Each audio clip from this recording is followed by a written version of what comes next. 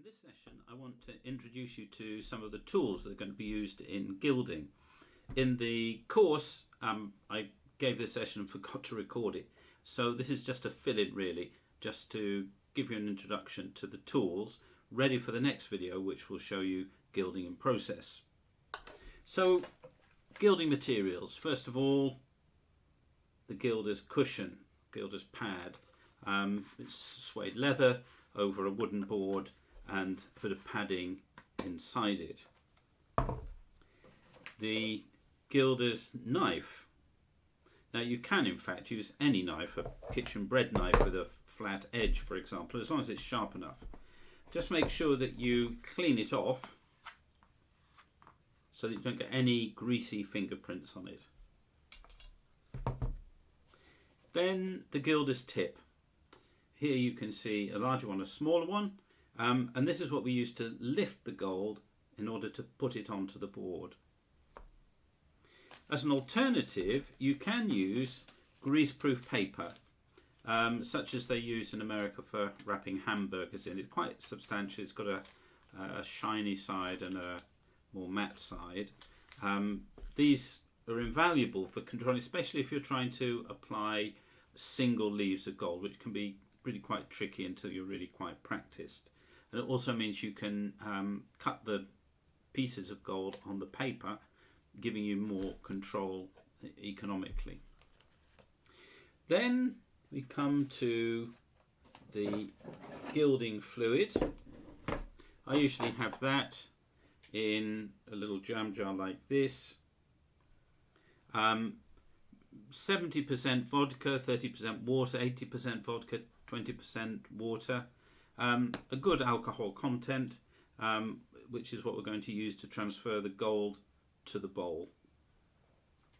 And then here I've got a selection of embossing tools, which, if I take this one out,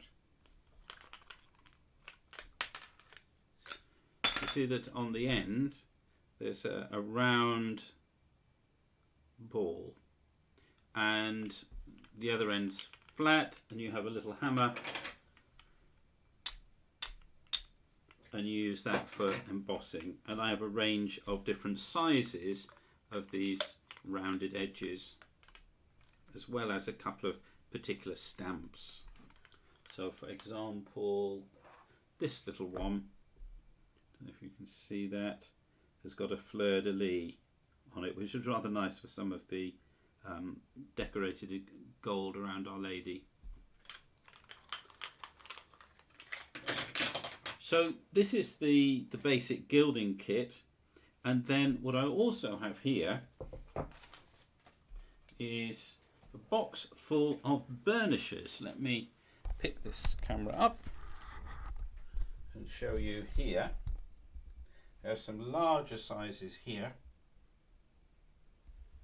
and then smaller sizes here.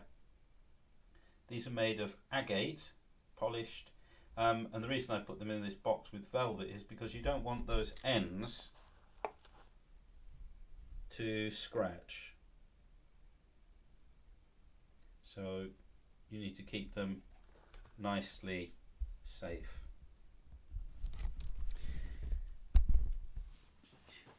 So those are the tools used in gilding. You can buy them online from various stores. You invest in your tools. If gilding is something you really want to do well, then gradually you need to develop a good toolkit to meet the demands of the craft. Now, the other thing I want to show you is the types of gold you can get, because this is quite important. So if I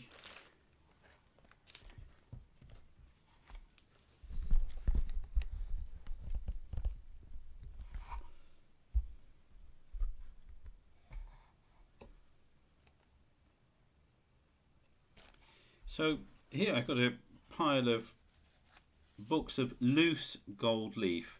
For this course I'm concentrating on water gilding, not on oil gilding. And inside these books are kept leaves of gold. There you are. See, it's nice and flat. Now this one is 24 carat, so that's the purest gold you can get. It actually weighs quite a lot. This is quite thick quality. Next one I've got here is a 23 3/4 carat gold leaf, slightly lighter, lighter in weight, less gold content, still excellent for water gilding, and slightly cheaper. Then here I've got some white gold, which is quite interesting. And then I think I've got some 22 carat.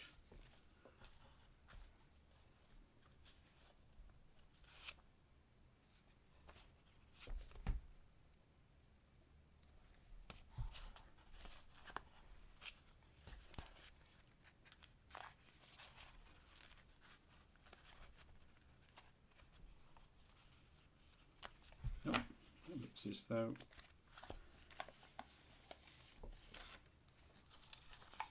so you can get a range of carat from different suppliers, which you can get online.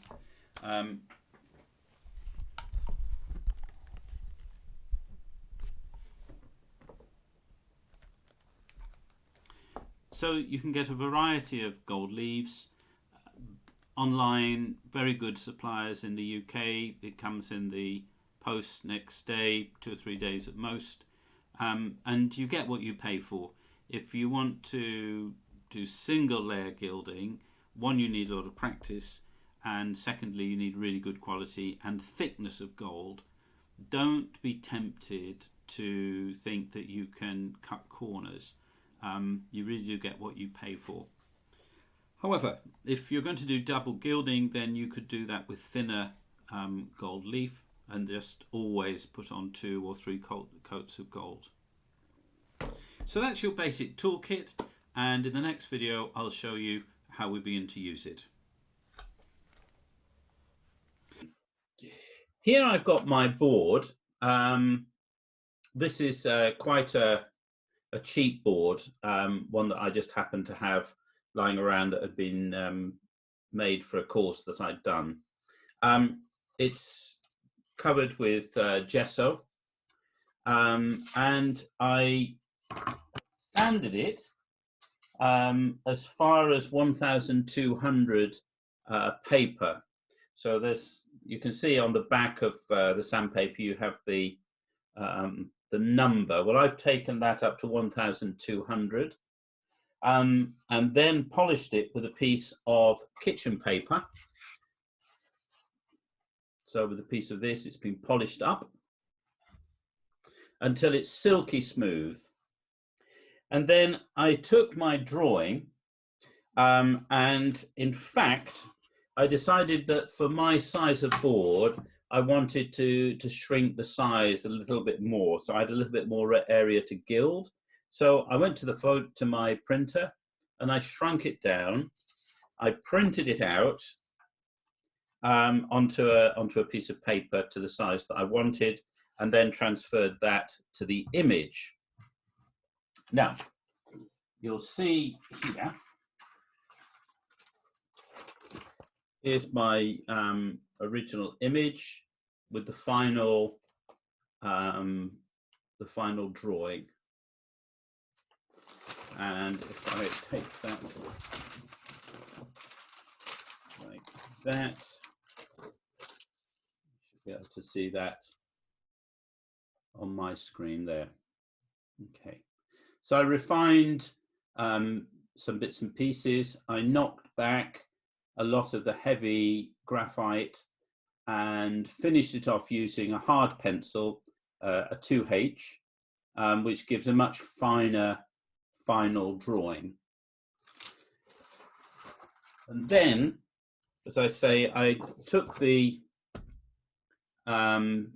image. I've actually shrunk this down, but I've just transferred to the board the lines that you can see here. And I did this by taking the board, attaching the paper over there in center to the board, and I attached it using masking tape, okay, and make sure it's straight. So best way to do that is when you've done your drawing on your template, before you take it off, draw that center line from the bottom to the top of the page, because that will tell you that it's going to be true. And then you match up the center line on here with the center of the board. So I've centered that up like that, attached it, and then move that across there for now. And then I've made one of these carbon papers. It's basically just a piece of photocopy paper.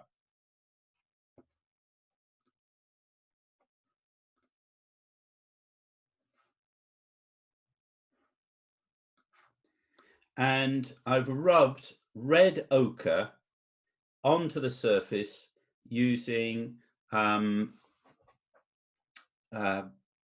piece of kitchen paper. So I've just rubbed the pigment into the surface, not too much, because if you use too much, it goes on everything.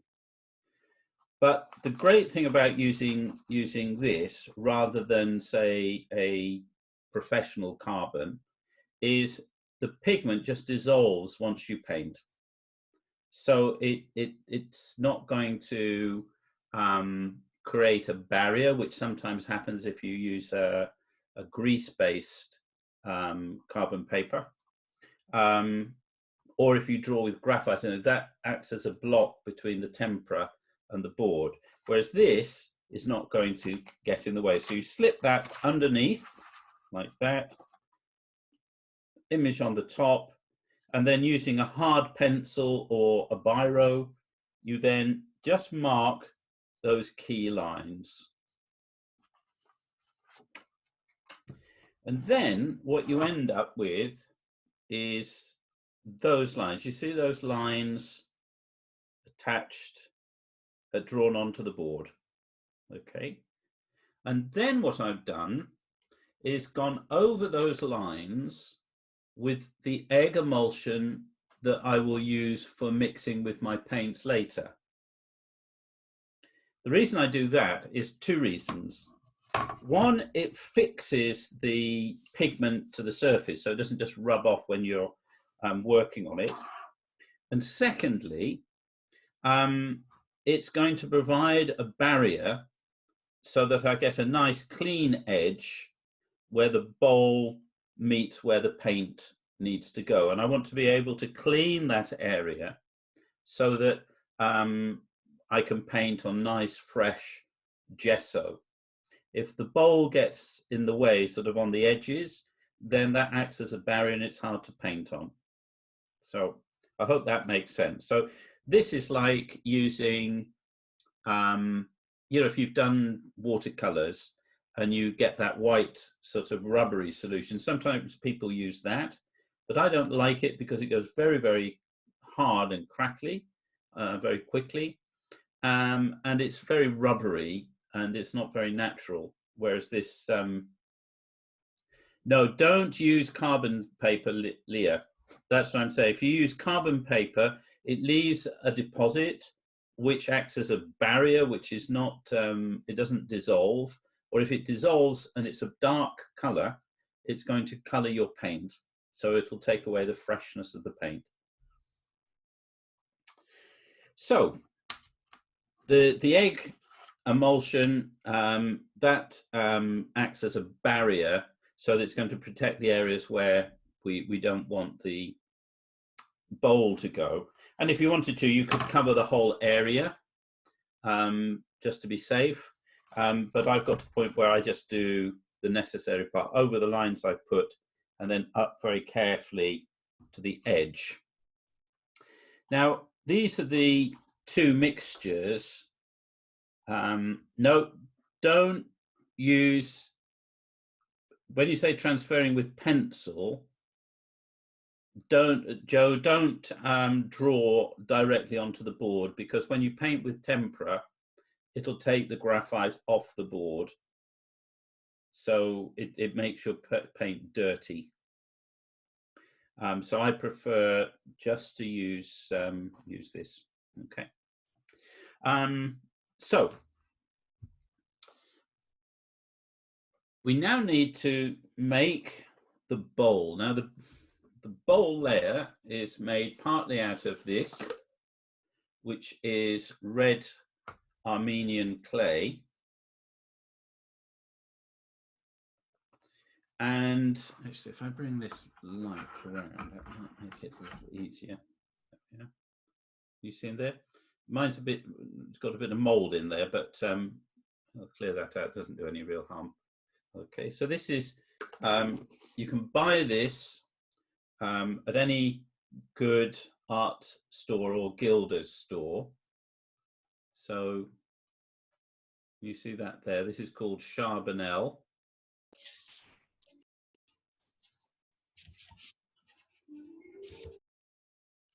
Somebody's unmuted their microphone. Okay. You can get different sorts of Armenian bowl. Comes in lots of different makes. It's a very, very, very smooth clay. And what we have to do is to stick this to the board. And for that, we need gelatin. So this is some gelatin here. You see, if you use the same gelatin you would use for making jellies or cakes, that's fine. I prefer not to use rabbit skin glue. But you could use rabbit skin glue, though that's very strong. I prefer the gelatin. It seems to be a little bit gentler. So if I think I can, where's my note gone? I've written down for everybody the recipe. So I just need to find the note. Where's that gone? Here we are. So I'm going to send everybody a message. Okay, there we are. So you see there, I've sent you the recipe for making the glue into which we're going to mix the bowl. Okay.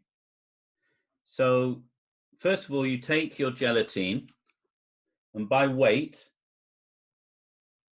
mix in a ratio of 1 part gelatin to 10 parts water. Let it dissolve. Warm water is good. And then once you've got that solution, divide it into 2 pots. And in one pot, dilute it by a further 10%. And in the other pot, by a further 25%. So you've got one which is a bit stronger than the other, which is quite dilute. Now, in my little pot here, I've got the 2 mixes already. The one at the bottom is the stronger mix. So that's got less water in proportion to the gelatin. And the one in the little pestle here at the top is my more diluted solution. So that's got a ratio of 1 to 25.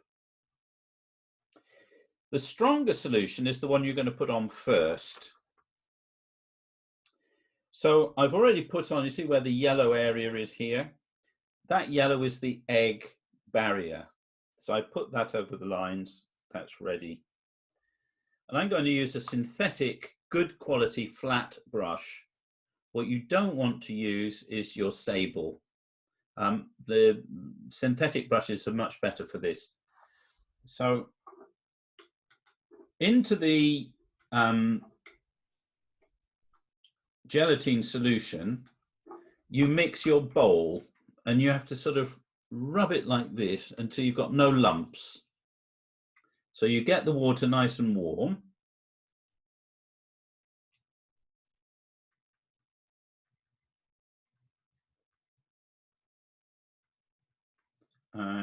But not boiling. If you boil it, it will destroy the glue. So just warm it until it's sort of hand hot.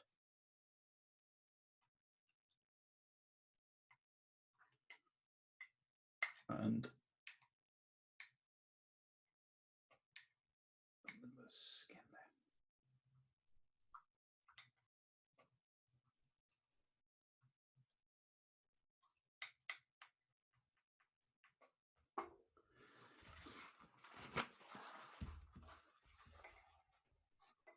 Just want to clean my brush off. And we're just going to make very, very thin layers of the bowl. So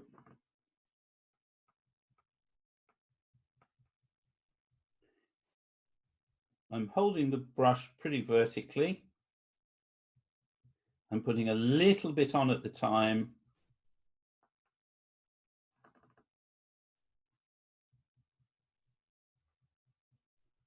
See how thinly I'm spreading that out. If you put it on thick, it will create ridges and lumps. And remember, the gold is going on this, so it will show every little bump.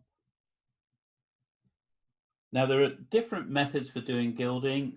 I'm not saying this is the best one or the only one, but it's the one that I know, and I've refined this over the years and find that that works well for me.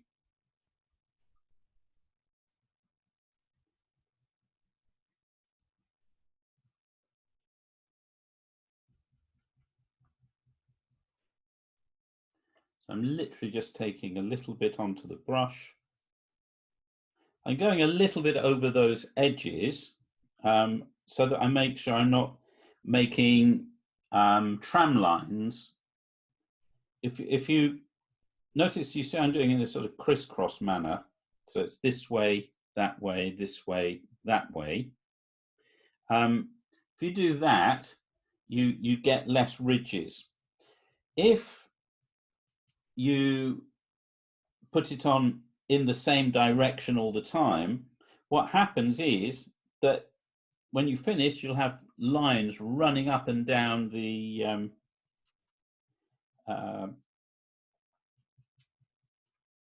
surface. And with the gold, that will really show up and be distracting. So try to do this sort of herringbone pattern, this crisscross. So I'm going to take a little bit of this. I put a bit too much on there, so I've got to work quickly.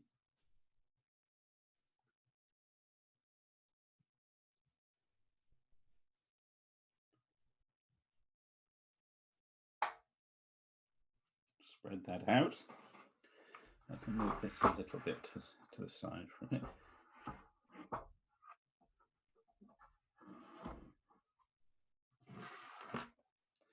I'm going to swap over the two so I can make that nice and warm for the second layer.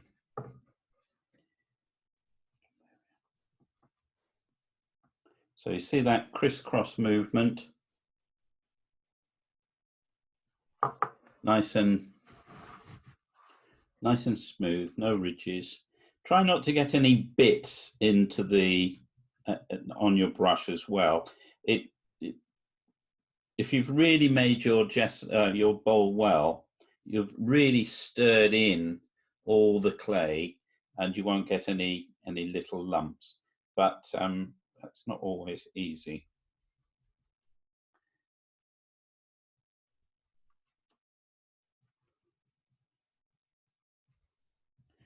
So this is the area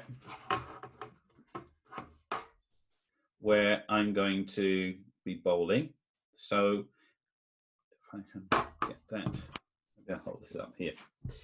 So you see I'm doing around Mary's head, and then because this is a study, I'm allowing my garment to come out here at the side, and Our Lady's come right down to the bottom. And then what I will do is paint a red border all the way around, which you'll see at the end. The ratio of gelatin mixture to clay, you add enough in until it's like hot chocolate, thick hot chocolate, and so that when you put it on the side of the glass, you don't see through it. The battery is getting low on my overhead, but it'll be all right. We've got a little bit of time. Okay, so that's that first layer that's on there. Now, let that dry. Can you see it's gone a sort of dull color? Now I'm going to come back to my pan with the hot water, and I'm just going to stir the skin that's formed on the top. So can you see that's sort of like hot chocolate? It's very yummy.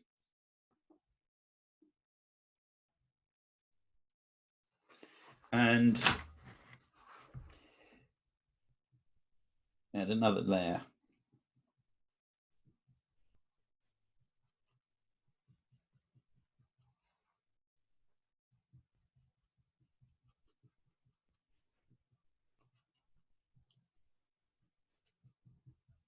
Try not to get any ridges. Smooth it out nicely.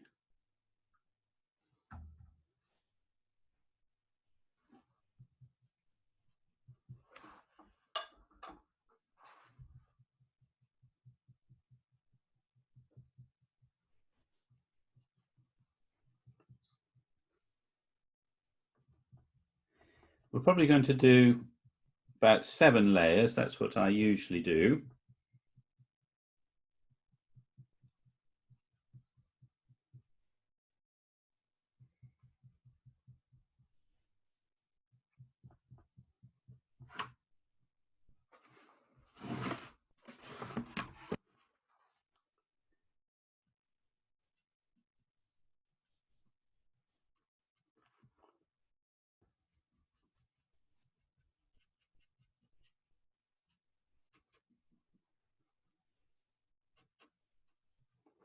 Try not to get any dust into it either, which doesn't help. So I'll try and get it into a dust-free room.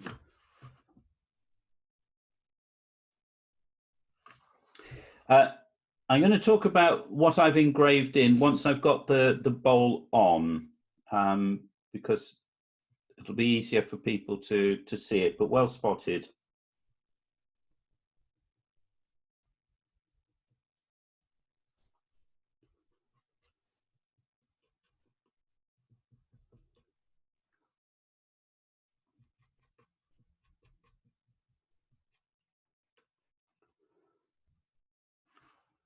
So I'm letting that dry. Now, Leah mentioned, have I inscribed, let me get this, yes, I'm trying to get it so it's an angle where you can see.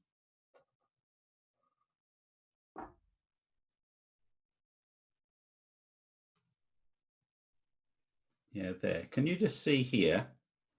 See what's going to be the halo? I actually have scored into that. So I scored using this tool, all where the paint meets the gold. So I've put a scribe mark in here, and then I've wanted to do a halo. So I put using a compass and a sharp point, I've scored into the gesso, and likewise here I want to make, I'm trying to show this, oh, there we are. You can just see there, those lines. So I've sort of made a double border here. This will become much more clear once I put the gold on. So at this moment, I'm not too worried about this. What the most important thing is making sure that where the paint meets the gold, you've scored in. So I've scored here, here, all the way around here, and then down here. You can see that where I've scored it there. Okay. So now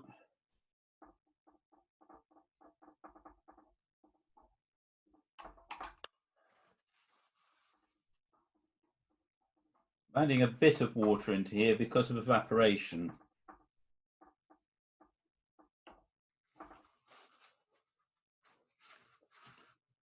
So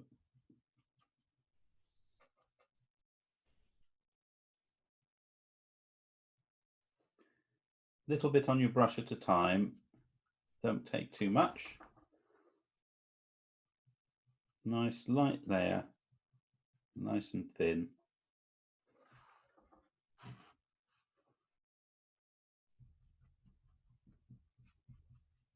And basically you put on as many layers as it takes until you can't see through it. So you can't see the white of the board. All you can see is a nice red surface.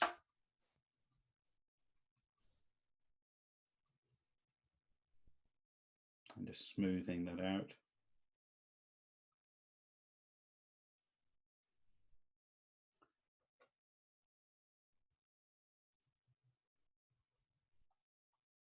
Because I've got that barrier, I can just go over the edge. The clay means that when you apply the gold, you've got a soft surface underneath that you can polish. And that's what is going to make it really shiny. Okay.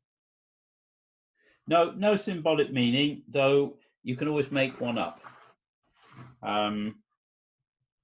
Some people like to see sort of parallels in every stage. So, for example, the white board is made of wood, like the wood of the cross, and then you think of the white layer of gesso, which is like the stone of the tomb, and that's put over a cloth which has been stuck to the wood. So that can remind you of Christ's winding cloth as he's laid in the tomb. And then the image that's going to be built onto it is the resurrection. So I quite like that. I think it's a lovely way to go. Yeah, 10% is by weight. I just use some electronic scales to get a good, accurate measure.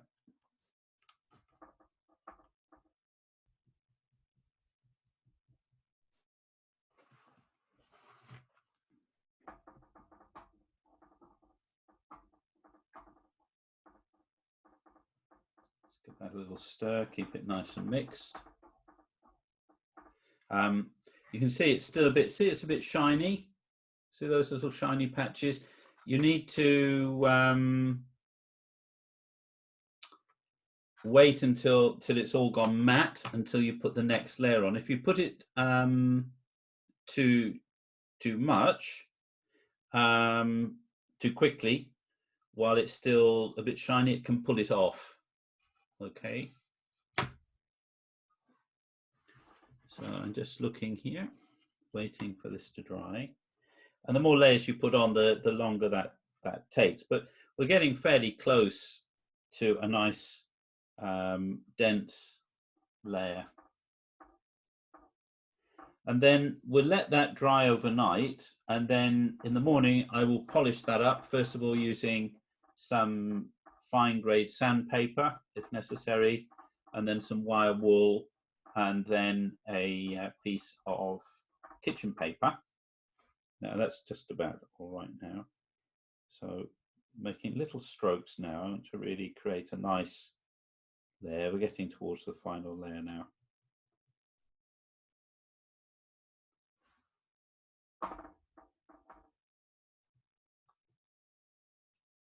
blend it in where you add the latest one. No, don't use a hairdryer. Not for the bowl. You need to just let it dry naturally. Okay, it doesn't take that long. I mean, England is one of the worst places because it's so damp and cold. It does mean you have to be a bit patient, but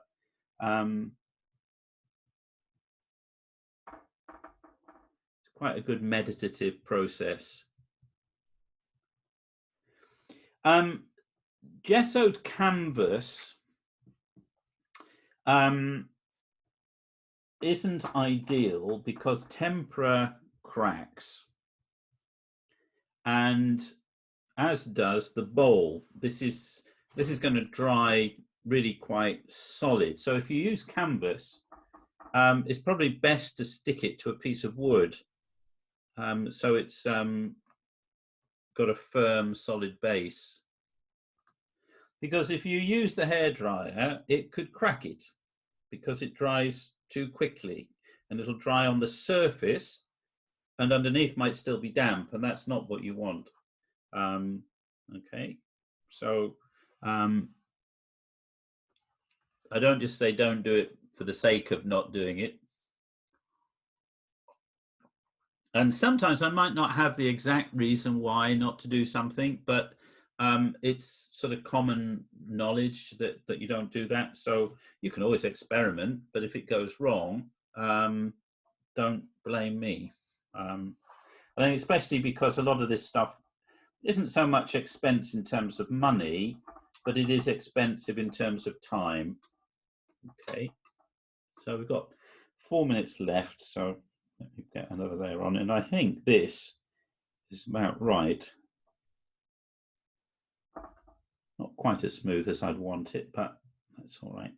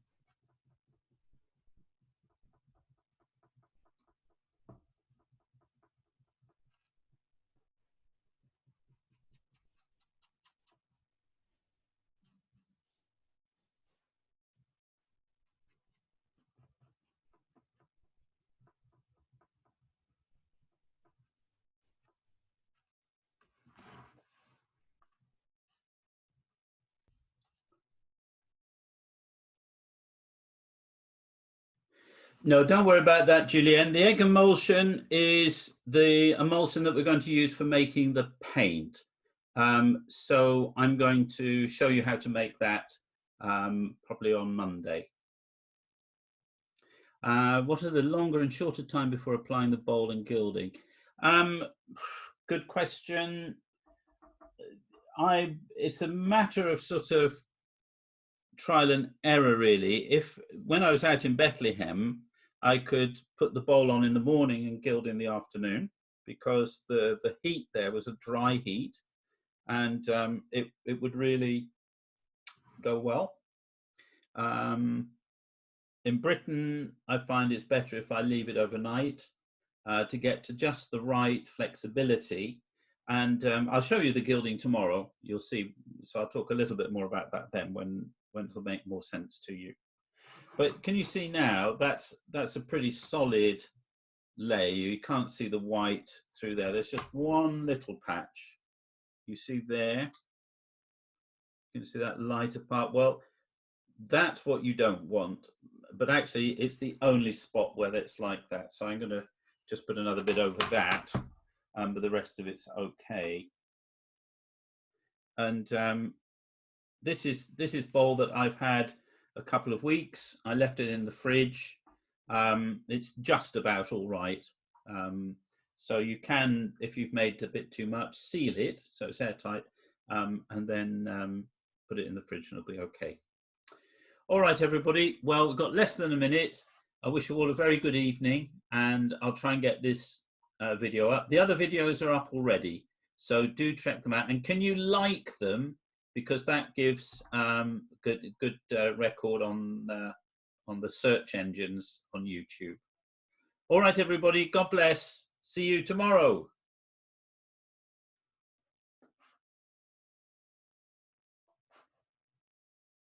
Good night. Thank you. You're welcome. Thanks, Ian. Good night. Night, Sue. Goodbye. Bye. Thank you. Bye. Thank you. Good night and God bless. Yes, and you. There. Thank you so much. Thank you so much. God bless you. Thank you.